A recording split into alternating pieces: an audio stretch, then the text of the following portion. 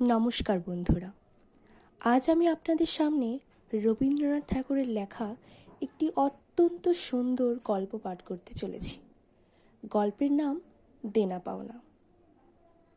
তবে চলুন কথা না বাড়িয়ে শুরু করি।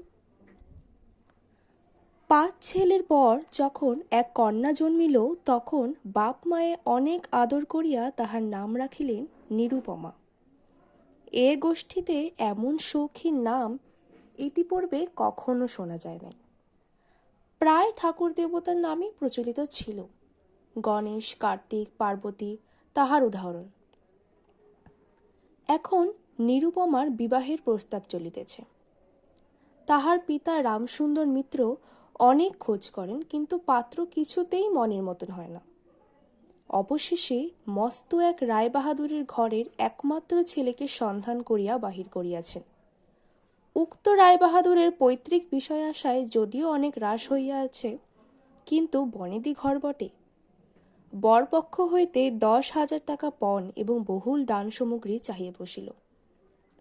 রামসুন্দর কিছুমাত্র বিবেচনা না করিয়া তাহাতেই সম্মত হইলেন। এমন পাত্র কোনো মতেই হাতছাড়া করা যায় না। কিছুতেই টাকার জোগাড় আর হয় না। বাধা দিয়া বিক্রয় করিয়া অনেক চেষ্টাতেও 6,7 বাকি রহিল। এদিকে বিবাহের দিন নিকট হইয়া আসিয়াছে। অবশেষে বিবাহের দিন উপস্থিত হইল। নিতান্ত অতিরিক্ত সুদে একজন বাকি টাকাটা ধার দিতে স্বীকার করিয়াছিল, কিন্তু সময়কালে সে উপস্থিত হইল না। বিবাহ সভায় একটা তুমুল গোলযোগ বাঁধিয়া গেল।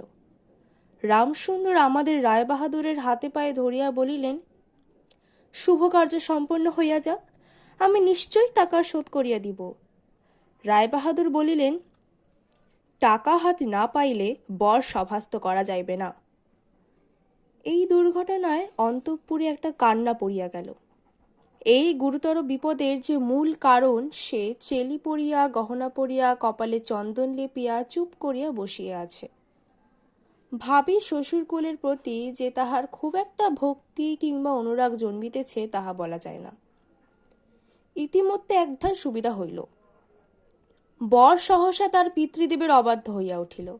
সে বাপকে বলিয়া বসিল, কেনা বেচা দরদামের কথা আমি বুঝি না।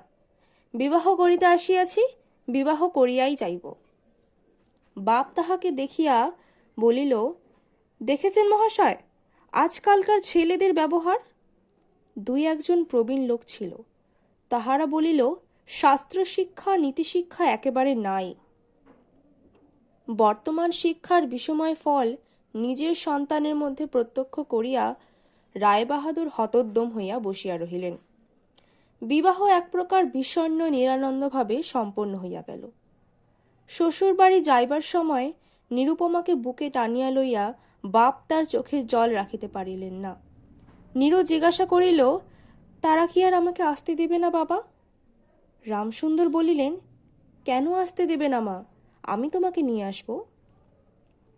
রামসুন্দর প্রায়ই মেয়েকে দেখিতে যান, কিন্তু বেহায় বাড়িতে তার কোনো প্রতিপত্তি নাই। চাকরগুলো পর্যন্ত তাহাকে নিচু নজরে দেখে। অন্তঃপুরের বাহিরে একটা স্বতন্ত্র ঘরে 5 মিনিটের জন্য কোনোদিন বা মেয়েকে দেখিতে পান, কোনোদিন বা দেখিতে পান না। কুটুম্ব গৃহে এমন করিয়া আর অপমান তো সহা যায় না। রামসুন্দর স্থির করিলেন, যেমন করিয়া হোক টাকাটা শোধ করিয়া দিতে হইবে। কিন্তু যে ঋণভার কাঁধে চাপিয়াছে, তাহারই ভার সামলানো দুঃসাধ্য। খরচপত্রের অত্যন্ত টানাটানি পড়িয়াছে এবং পাওনাদারদের দৃষ্টিপথ এড়াইবার জন্য সর্বদাই নানারূপ হীন কৌশল অবলম্বন করিতে হইতেছে। এদিকে শ্বশুরবাড়ি উঠিতে বসিতে মেয়েকে খোঁটা লাগাইতেছে। পিতৃগৃহের নিন্দা শুনিয়া ঘরে দ্বার দিয়া অস্ত্র বিসর্জন তাহার নিত্যক্রিয়ার মধ্যে দাঁড়াইয়াছে। বিশেষত শাশুড়ির আক্রোশ আর কিছুতেই মেটে না। যদি কেহ বলে, আহা কি স্ত্রী, বউয়ের মুখখানি দেখিলে চোখ জুড়াইয়া যায়, শাশুড়ি ঝঙ্কার দিয়া উঠিয়া বলে, স্ত্রী তো ভারী, এমন ঘরের মেয়ে তেমনি স্ত্রী। এমনকি বউয়ের খাওয়া পড়ারও যত্ন হয় না। যদি কোনো দয়াপরতন্ত্র প্রতিবেশিনী কোনো ত্রুটির উল্লেখ করে, শাশুড়ি বলে, ওই ঢের হয়েছে। অর্থাৎ বাপ যদি পুরা দাম দিত তো মেয়ে পুরা যত্ন পাইত। সকলেই এমন ভাব দেখায় যেন বধূর এখানে কোনো অধিকার নাই, ফাঁকি দিয়া প্রবেশ করিয়াছে। বোধ হয় এই সকল অনাদর এবং অপমানের কথা বাপের কানে গিয়া লাগিবে। তাই রামসুন্দর অবশেষে বসতবাড়ি বিক্রয়ের চেষ্টা করিতে লাগিলেন। কিন্তু ছেলেদের যে গৃহহীন করিতে বসিয়াছেন সে কথা তাহাদের নিকট হইতে গোপন রাখিলেন। স্থির করিয়াছিলেন বাড়ি বিক্রয় করিয়া সেই বাড়ি ভাড়া লইয়া বাস করিবেন, এমন কৌশলে চলিবেন যে তাহার মৃত্যুর পূর্বে একথা ছেলেরা জানিতে পারিবে না। কিন্তু ছেলেরা জানিতে পারিল। সকলে আসিয়া কাঁদিয়া পড়িল। বিশেষত বড় 3টি ছেলে বিবাহিত এবং তাহাদের কাহারও বা সন্তান আছে। তাদের আপত্তি অত্যন্ত গুরুতর হইয়া দাঁড়াইল। বাড়ি বিক্রয় স্থগিত হইল। তখন রামসুন্দর নানা স্থান হইতে বিস্তর সুদে অল্প অল্প করিয়া টাকা ধার করিতে লাগিলেন। এমন হইলেন যে সংসারের খরচ আর চলে না। নীরু বাপের মুখ দেখিয়া সব বুঝিতে পারিল। বৃদ্ধের পক্ক কেশে, শুষ্ক মুখে এবং সদা সংকুচিত ভাবে দৈন্য এবং দুশ্চিন্তা প্রকাশ হইয়া পড়িল। মেয়ের কাছে যখন বাপ অপরাধী তখন সে অপরাধের অনুতাপ কি আর গোপন রাখা যায়? রামসুন্দর যখন বেহাই বাড়ির অনুমতিক্রমে ক্ষণকালের জন্য কন্যার সাক্ষাৎ লাভ করিতেন তখন বাপের বুক যে কেমন করিয়া ফাটে তাহার হাসি দেখিলেই টের পাইয়া যাইত। সেই ব্যথিত পিতৃ হৃদয়কে সান্ত্বনা দেবার উদ্দেশ্যে দিন কতক বাপের বাড়ি যাইবার জন্য নীরু নিতান্তই অধীর হইয়া উঠিয়াছে। বাপের ম্লান মুখ দেখিয়া সে আর দূরে থাকিতে পারে না। একদিন রামসুন্দরকে কহিল, বাবা, আমাকে একবার বাড়ি লইয়া যাও। রামসুন্দর বলিলেন, আচ্ছা। কিন্তু তাহার কোনো জোর নাই। নিজের কন্যার উপরে পিতার যে স্বাভাবিক অধিকার আছে তাহা যেন পণের টাকার পরিবর্তে বন্ধক রাখিতে হইয়াছে। এমনকি কন্যার দর্শন সে অতি সসংকোচে ভিক্ষা চাহিতে হয় এবং সময় বিশেষে নিরাশ হইলে দ্বিতীয় কথাটি কহিবার মুখ থাকে না। কিন্তু মেয়ে আপনি বাড়ি আসিতে চাহিলে বাপ তাহাকে না আনিয়া কেমন করিয়া থাকে? তাই বেহাইয়ের নিকট সে সম্বন্ধে দরখাস্ত পেশ করিবার পূর্বে রামসুন্দর কত হীনতা, কত অপমান, কত ক্ষতি স্বীকার করিয়া যে 3,000 টাকা সংগ্রহ করিয়াছিলেন সে ইতিহাস গোপন থাকাই ভালো। নোট কখানি রুমালে জড়াইয়া চাদরে বাঁধিয়া রামসুন্দর বেহাইয়ের নিকট গিয়া বসিলেন। প্রথমে হাস্যমুখে পাড়ার খবর পাড়িলেন। হরে কৃষ্ণের বাড়িতে একটা মস্ত চুরি হইয়া গিয়াছে। তাহার আদ্যপান্ত বিবরণ বলিলেন। নবীন মাধব ও রাধা মাধব 2 ভাইয়ের তুলনা করিয়া বিদ্যাবুদ্ধি ও স্বভাব সম্বন্ধে রাধা মাধবের সুখ্যাতি এবং নবীন মাধবের নিন্দা করিলেন। শহরে একটা নতুন ব্যামো আসিয়াছে, সে সম্বন্ধে অনেক আজগুবি আলোচনা করিলেন। অবশেষে হুকাটি নামাইয়া রাখিয়া কথায় কথায় বলিলেন, হ্যাঁ বেহাই, সেই টাকাটা বাকি আছে বটে। রোজই মনে করি যাচ্ছি, অমনি হাতে করে কিছু নিয়ে যাই, কিন্তু সময়কালে মনে থাকে না। আরে ভাই, বুড়ো হয়ে পড়েছি। এমনি এক দীর্ঘ ভূমিকা করিয়া পঞ্জরে 3খানি অস্থির মতো সেই 3খানি নোট যেন অতি সহজে অতি অবহেলে বাহির করিলেন। সবে মাত্র 3,000 টাকার নোট দেখিয়া রায়বাহাদুর অট্টহাস্য করিয়া উঠিলেন। বলিলেন, থাক বেহাই, ওতে আমার কাজ নেই। একটা প্রচলিত বাংলা প্রবাদের উল্লেখ করিয়া বলিলেন, সামান্য কারণে হাতে দুর্গন্ধ করিতে তিনি চান না। এই ঘটনার পরে মেয়েকে বাড়ি আনিবার প্রস্তাব কাহারও মুখে আসে না। কেবল রামসুন্দর ভাবিলেন, সে সকল কুটুম্বিতার সংকোচ আমাকে আর শোভা পায় না।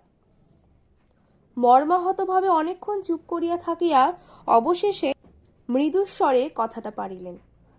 রায়বাহাদুর কোনো কারণ মাত্র উল্লেখ না করিয়া বলিলেন, সে এখন হচ্ছে না। এই বলিয়া কর্মোপলক্ষে স্থানান্তরে চলিয়া গেলেন।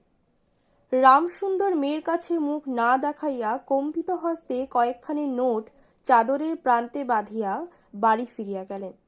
মনে মনে প্রতিজ্ঞা করিলেন, যতদিন না সমস্ত টাকা শোধ করিয়া দিয়া অসংকোচে কন্যার উপরে দাবি করিতে পারিবেন ততদিন আর বেহাই বাড়ি যাইবেন না। বহুদিন গেল। নিরুপমা লোকের ওপর লোক পাঠায়, কিন্তু বাপের আর দেখা মেলে না। অবশেষে অভিমান করিয়া লোক পাঠানো বন্ধ করিল। তখন রামসুন্দরের মনে বড় আঘাত লাগিল, কিন্তু তবু গেলেন না। আশ্বিন মাস আসিল। রামসুন্দর বলিলেন, এবার পুজোর সময় মাকে ঘরে আনিবই, নহিলে আমি। খুব একটা শক্ত রকম শপথ করিলেন। পঞ্চমী কি ষষ্ঠীর দিনে আবার চাদরের প্রান্তে গুটিকতক নোট বাঁধিয়া রামসুন্দর যাত্রার উদ্যোগ করিলেন। 5 বৎসরের এক নাতি আসিয়া বলিল, দাদা, আমার জন্য গাড়ি কিনতে যাচ্ছিস? বহুদিন হইতে তাহার ঠেলা গাড়িতে চড়িয়া যাইবার শখ হইয়াছে, কিন্তু কিছুতেই তাহা মিটিবার উপায় হইতেছে না। 6 বৎসরের এক নাতিনী আসিয়া সরোদনে কহিল, পূজার নিমন্ত্রণ যাইবার মতো তাহার একখানিও ভালো কাপড় নাই। রামসুন্দর তাহা জানিতেন এবং সে সম্বন্ধে তামাক খাইতে খাইতে বৃদ্ধ অনেক চিন্তা করিয়াছেন। রায়বাহাদুরের বাড়ি যখন পূজার নিমন্ত্রণ হইবে, তখন তাহার বধূগণকে অতি যৎসামান্য অলঙ্কারে অনুগ্রহ পাত্র দরিদ্রের মতো যাইতে হইবে, এ কথা স্মরণ করিয়া তিনি অনেক দীর্ঘ নিঃশ্বাস ফেলিয়াছেন। কিন্তু তাহাতে তাহার ললাটের বার্ধক্য রেখা গভীরতর অঙ্কিত ছাড়া আর কোনো ফল হয় নাই। দৈন্য পীড়িত গৃহের ক্রন্দন ধ্বনি কানে লইয়া বৃদ্ধ তাহার বেহাই বাড়িতে প্রবেশ করিলেন। আজ তাহার সে সংকোচ ভাব নাই। দ্বাররক্ষী এবং ভৃত্যদের মুখের প্রতি সে চকিত সলজ্জ দৃষ্টিপাত দূর হইয়া গিয়াছে, যেন আপনার গৃহে প্রবেশ করিলেন। শুনিলেন, রায়বাহাদুর ঘরে নাই, কিছুক্ষণ অপেক্ষা করিতে হইবে। মনের উচ্ছ্বাস সংবরণ করিতে না পারিয়া রামসুন্দর কন্যার সহিত সাক্ষাৎ করিলেন। আনন্দে 2 চোখ দিয়া জল পড়িতে লাগিল। বাপও কাঁদে, মেয়েও কাঁদে, দুইজনে কেহ আর কথা কহিতে পারি না। এমন করিয়া কিছুক্ষণ গেল। তারপরে রামসুন্দর কহিলেন, এবার তোকে নিয়ে যাচ্ছি মা, আর কোনো গোল নাই। এমন সময়ে রামসুন্দরের জ্যেষ্ঠ পুত্র হরমন্দন তার 2টি ছোট ছেলে সঙ্গে লইয়া সহসা ঘরে প্রবেশ করিলেন। পিতাকে বলিলেন, বাবা, আমাদের তবে এবার পথে ভাসালে? রামসুন্দর সহসা অগ্নিমূর্তি হইয়া বলিলেন, তোদের জন্য কি আমি নরকগামী হব? আমাকে তোরা আমার সত্য পালন করতে দিবি নে? রামসুন্দর বাড়ি বিক্রয় করিয়া ফেলিয়া বসিয়া আছেন। ছেলেরা কিছুতেই না জানিতে পারে তাহার অনেক ব্যবস্থা করিয়াছিলেন, কিন্তু তবু তাহারা জানিয়াছে। এই দেখিয়া তাহাদের প্রতি হঠাৎ অত্যন্ত রুষ্ট ও বিরক্ত হইয়া উঠিলেন। তাহার নাতি তাহার 2 হাঁটু সবলে জড়াইয়া ধরিয়া মুখ তুলিয়া কহিল, দাদা, আমাকে গাড়ি কিনে দিলে না? নতশির রামসুন্দরের কাছে বালক কোনো উত্তর না পাইয়া নীরুর কাছে গিয়া কহিল, পিসিমা, আমাকে একখানা গাড়ি কিনে দিবে? নিরুপমা সমস্ত ব্যাপার বুঝিতে পারিয়া কহিল, বাবা, তুমি যদি আর 1 পয়সা আমার শ্বশুরকে দাও, তাহলে তোমার মেয়েকে দেখতে পাবে না, এই তোমার গা ছুঁয়ে বললুম। রামসুন্দর বলিলেন, ছি মা, অমন কথা বলতে নেই। আর এ টাকাটা যদি আমি না দিতে পারি, তাহলে তোর বাপের অপমান, আর তোরও অপমান। নীরু কহিল, টাকা যদি দাও তবেই অপমান। তোমার মেয়ের কি কোনো মর্যাদা নেই? আমি কি কেবল একটা টাকার থলি? যতক্ষণ টাকা আছে ততক্ষণ আমার দাম। না বাবা, এই টাকা দিয়ে তুমি আমাকে অপমান করো না। তাছাড়া আমার স্বামী তো এই টাকা চান না। রামসুন্দর কহিলেন, তাহলে তোমাকে যেতে দেবে না মা? নিরুপমা কহিল, না দেয় তো কি করবে বলো, তুমিও আর নিতে চেও না।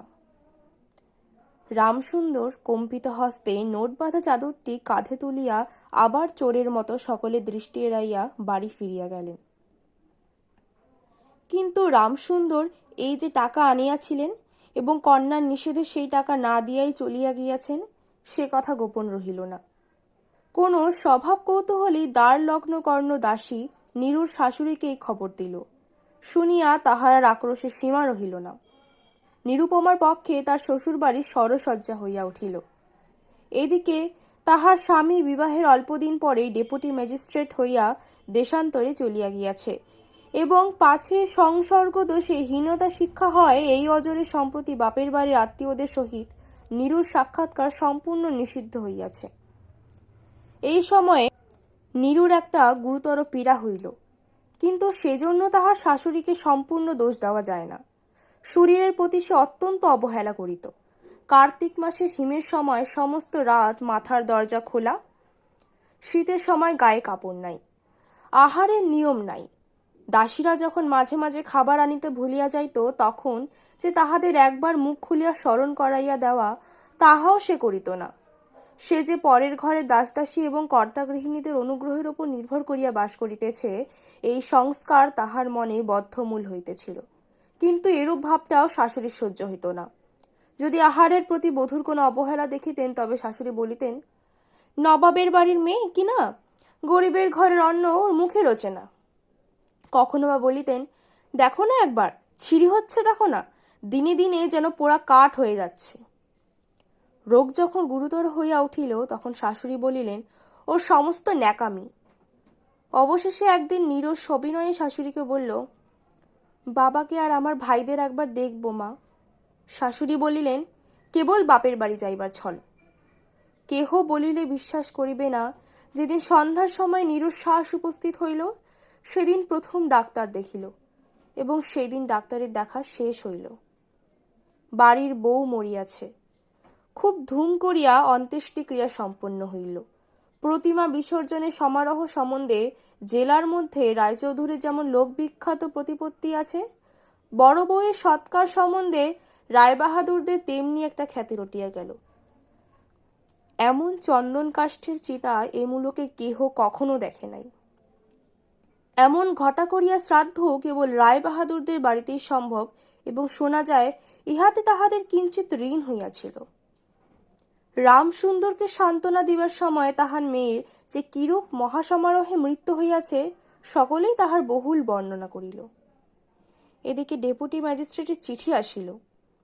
আমি এখানে সমস্ত বন্দোবস্ত করিয়া লইয়াছি, অতএব অবিলম্বে আমার স্ত্রীকে এখানে পাঠাইবে। রায়বাহাদুরের মহিষী লিখিলেন, বাবা, তোমার জন্যে আর একটি মেয়ের সম্বন্ধ করিয়াছি, অতএব অবিলম্বে ছুটি লইয়া এখানে আসিবে। এবারে 20,000 টাকা পণ, এবং হাতে হাতে আদায়। আমার গল্প এখানেই শেষ হলো। আপনাদের যদি ভালো থাকে তবে দয়া করে একটি লাইক করবেন, আমার চ্যানেলটিকে সাবস্ক্রাইব করবেন, এবং যদি ইচ্ছে হয় তবে শেয়ার করবেন, যাতে আমি আপনাদের জন্য এরপরে এরকম আরও অনেক সুন্দর সুন্দর গল্প নিয়ে আসতে পারি। তবে আজ এখানেই শেষ করছি, আবার পরের ভিডিওতে কথা হচ্ছে।